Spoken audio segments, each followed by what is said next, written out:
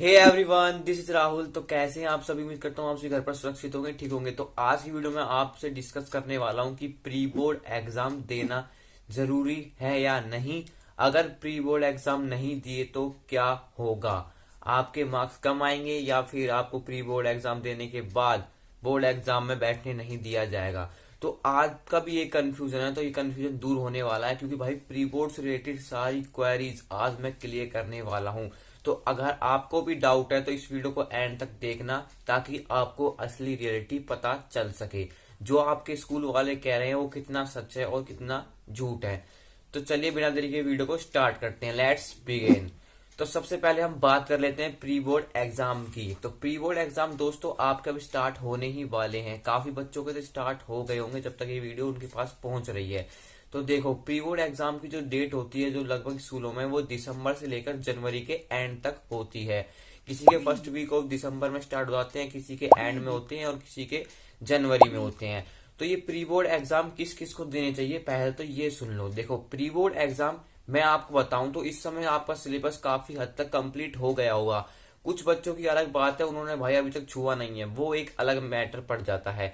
लेकिन मोस्टली ये जो प्री बोर्ड एग्जाम होते हैं, ये आपकी प्रिपरेशन चेक करने के लिए होते हैं कि अभी तक आपने जो तैयारी की है वो किस लेवल की है। क्या आप अपने बोर्ड के लिए तैयार हो चुके हैं, जो आपको बोर्ड एग्जाम देना है।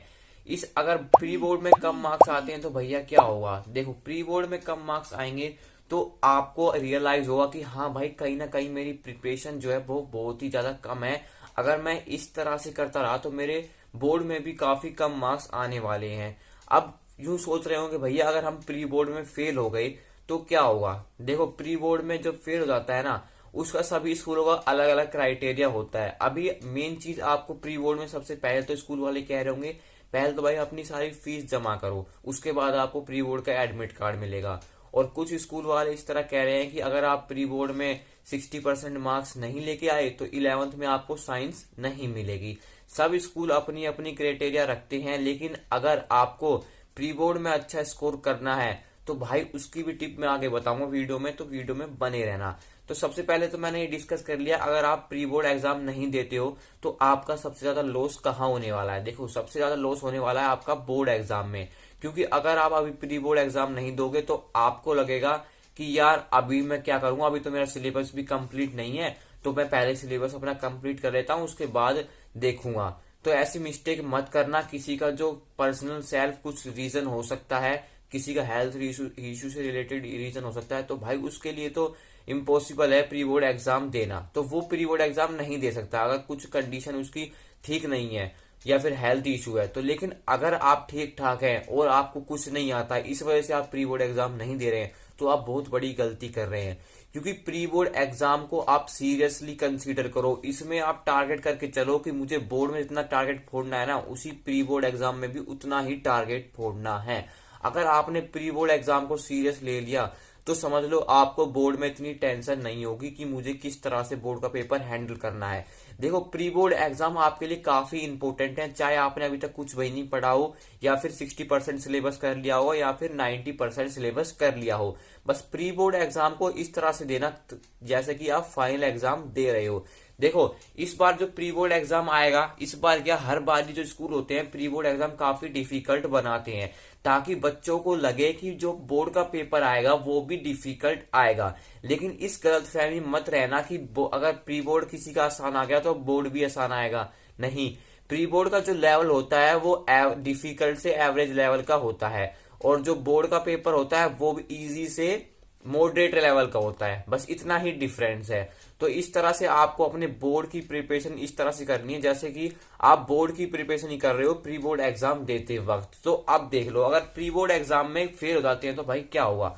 देखो, प्री बोर्ड एग्जाम में फेल हो जाओगे तो ये आपके मार्क्स तो कंसीडर नहीं होंगे। पहली बात तो मैं आपको ये बता दूं, कहीं आप ये सोच रहे हो कि फाइनल एग्जाम में ये मार्क्स जुड़ेंगे, तो ये मार्क्स नहीं जुड़ने वाले। तो कुछ स्कूल रखेंगे भाई आप प्री बोर्ड में फेल हो जाएंगे तो आपकी पेरेंट टीचर मीटिंग होगी, जो बच्चे थोड़े वीक है उनकी पर्सनली एक्स्ट्रा क्लास लगाई जाती है कि ताकि वो बोर्ड एग्जाम को कवर कर लें।